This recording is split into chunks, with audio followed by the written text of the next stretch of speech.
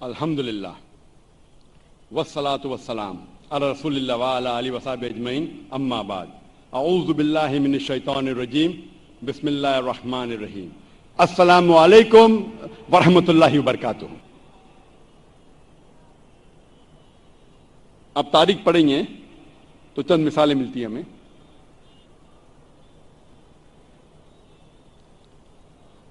ہمیں مثال ملتی ہے علامہ اقبال کی والدہ کے بارے میں۔ ہم جب کتابیں پڑھتے علامہ اقبال کی زندگی کے بارے میں تو پتہ چلتا ہے کہ علامہ اقبال کے والد ایک ایسا پیشہ کرتے تھے جو ربا سے جڑا تھا، جو سود سے جڑا تھا، اور علامہ اقبال کی والدہ اسے بالکل پسند نہیں کرتی تھی۔ تو جب علامہ اقبال پیدا ہوئے، علامہ اقبال کی والدہ نے اپنے چھاتی کا دودھ، اپنا دودھ اپنے بیٹے کو نہیں پلایا۔ وہ چاہتی تھی کہ میرے بیٹے کے جسم میں ایک بوند بھی حرام کمائی نہیں جائے۔ تو علامہ اقبال کی والدہ نے کیا کیا؟ اپنے زیورات بیچے جو خود کے تھے، الحمدللہ حلال کمائی کے تھے، زیورات کو بیچ کے ایک بکری خریدی اور اس بکری کے دودھ سے پرورش کی علامہ اقبال کی۔ اللہ نے پھر ان کے شوہر کو ہدایت دی اور وہ بھی سیدھے راستے پہ آ گئے، اور پھر اللہ نے ایسا شخص، علامہ اقبال جیسا شخص بنایا۔ ایسے کئی مثال ہے، اور ایک مثال ہے والدہ کی، شیخ عبد القادر جیلانی کی رحمۃ اللہ علیہ۔ شیخ عبد القادر جیلانی رحمۃ اللہ علیہ الحمدللہ توحید پہ تھے، اور انہوں نے اس شہر ہندوستان میں اسلام کا دین پھیلایا۔ ان کا بڑا ہاتھ ہے، اور وہ توحید پہ تھے، اسلام کا صحیح پیغام گھروں تک پہنچایا۔ اور ان کی والدہ نے شیخ عبد القادر جیلانی رحمۃ اللہ علیہ کو سکھایا تھا کہ بیٹا تو ہمیشہ سچ بولنا، کبھی جھوٹ مت بولنا، چاہے تیرا نقصان ہو چاہے تیری جان جائے۔ ایک وقت جب شیخ عبد القادر جیلانی رحمۃ اللہ علیہ جب ایک سفر کر رہے تھے تو ان کی والدہ نے کچھ اشرفیاں ان کے کپڑے میں سی دی تاکہ وہ گم نہ جائے، تاکہ کوئی انہیں چوری نہ کرے۔ جب وہ سفر پہ نکلتے ہیں تو ایک ڈاکوؤں کا گروہ انہیں پکڑ لیتا ہے، اور جب جانچ پڑتال کرنے کے بعد کچھ پیسہ نہیں ملتا ہے تو وہ ڈاکو کہتے ہیں شیخ عبد القادر جیلانی رحمۃ اللہ علیہ سے کہ تیرے پاس کچھ پیسے نہیں؟ تو اس نے کہا ہاں ہے، میری ماں نے میرے کپڑوں میں سی لی ہے، اور وہ جگہ دکھاتے ہیں۔ وہ ڈاکوؤں نے کہا کہ اگر یہ بچہ ہمیں نہیں بتاتا تو ہمیں کبھی یہ اشرفیاں نہیں ملتے۔ وہ اتنے خوش ہوئے اس بچے کے ایمانداری سے، اور پوچھا کہ تم نے ہمیں سچ کیوں کہا؟ تو اس نے کہا کہ میری ماں نے مجھے سکھایا ہے کہ کبھی جھوٹ نہیں بولنا، چاہے میری جان جائے۔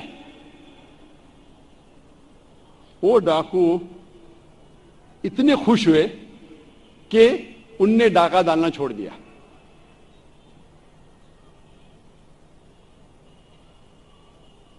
ایسے کئی مثال ملتے ہیں۔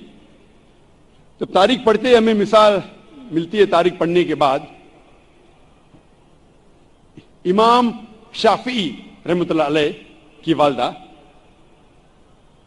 وہ یمنی تھی، اور ان کے والد قریش تھے، اور بچپن میں ہی ان کے والد کا انتقال ہو جاتا ہے۔ تو ان کی والدہ جدوجہد کرتی ہے اور امام شافعی رحمۃ اللہ علیہ کی پرورش کرتی ہے، اور ان کی خواہش تھی کہ میرا بیٹا علماء کے درمیان اپنا بچپن گزارے، اسی لیے سارا انتظام کرتی ہے اور امام شافعی رحمۃ اللہ علیہ کو مکہ بھیجتی ہے علماء کے درمیان جینے کے لیے۔ تو بچپن سے امام شافعی رحمۃ اللہ علیہ علماء کے درمیان اس کی پرورش ہوتی ہے. اور اللہ سبحانہ و تعالی ایسے ایک امام کو کھڑا کرتے ہیں, امام شافعی رحمۃ اللہ علیہ. قربانی تھی, پلاننگ تھی اس کی والدہ کی, مستقبل سوچا ان کے والدہ نے. میں اور ایک مثال دوں گا, امام بخاری کی رحمۃ اللہ علیہ. امام بخاری کی والدہ کا بڑا ہاتھ ہے امام بخاری کی پرورش کرنے کے لیے رحمۃ اللہ علیہ. اور سب جانتے تھے کہ بچپن سے ہی امام بخاری رحمۃ اللہ علیہ کی یادداشت بہت بہترین تھی, بہت پختہ تھی. لیکن افسوس کی بات ہے کہ بچپن میں ہی وہ اپنی آنکھ کی روشنی کھو دیتے ہیں. آنکھ کی روشنی کھونے کے بعد اس وقت کے سب سے بہترین ڈاکٹر کو دکھانے کے باوجود ان کی آنکھ کی روشنی نہیں آتی. اس کے بعد امام بخاری رحمۃ اللہ علیہ کی والدہ روز لگاتار اپنے رب, اپنے خالق اللہ سبحانہ و تعالی سے دعا کرتی ہے کہ میری بیٹی کی روشنی لوٹا دے.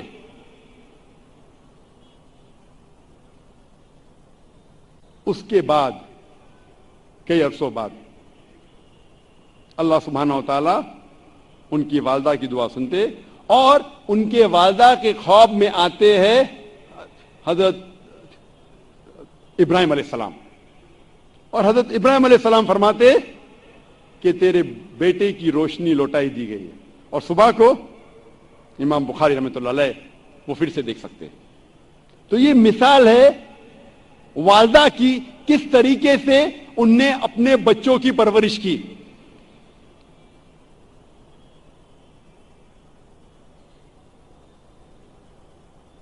میں اور ایک مثال دوں گا.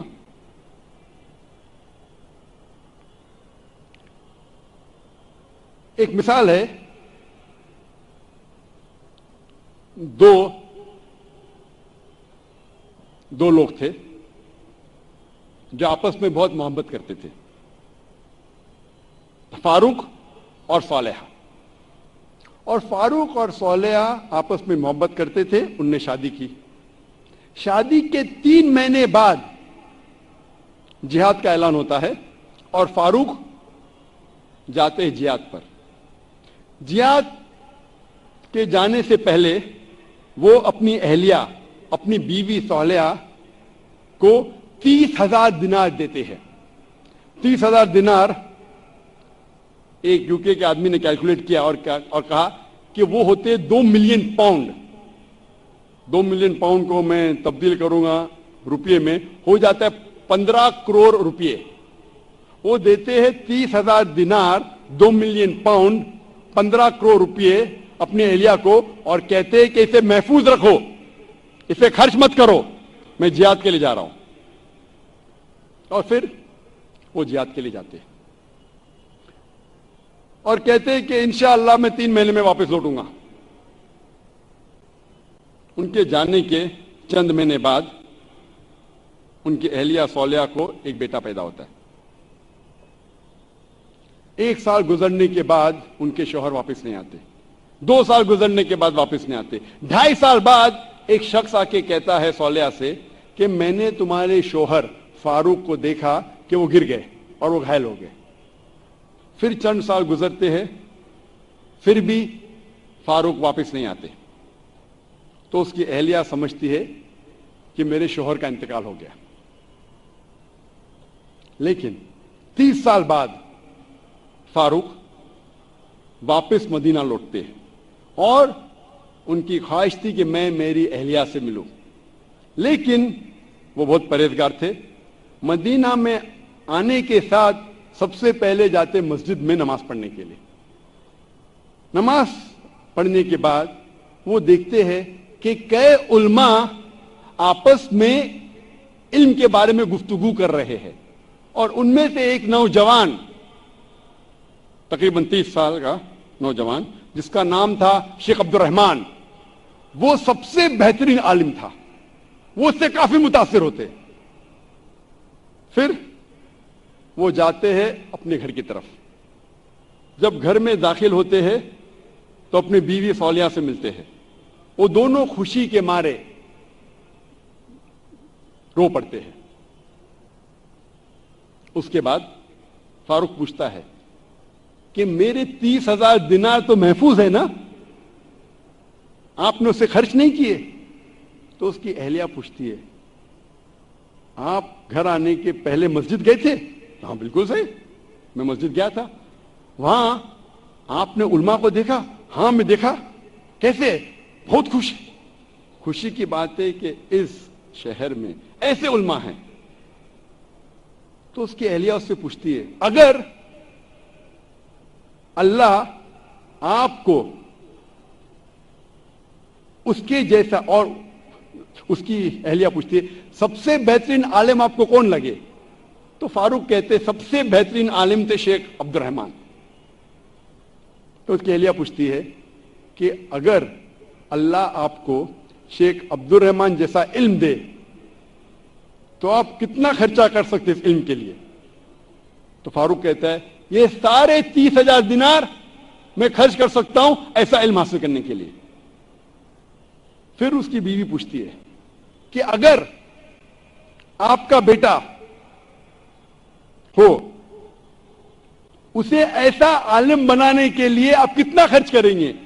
تو فاروق کہتے میں 30,000 دینار سے زیادہ خرچہ کر سکتا ہوں, 15 کروڑ روپے سے زیادہ خرچہ کر سکتا ہوں اپنے بیٹے کو شیخ عبد الرحمان بنانے کے لیے.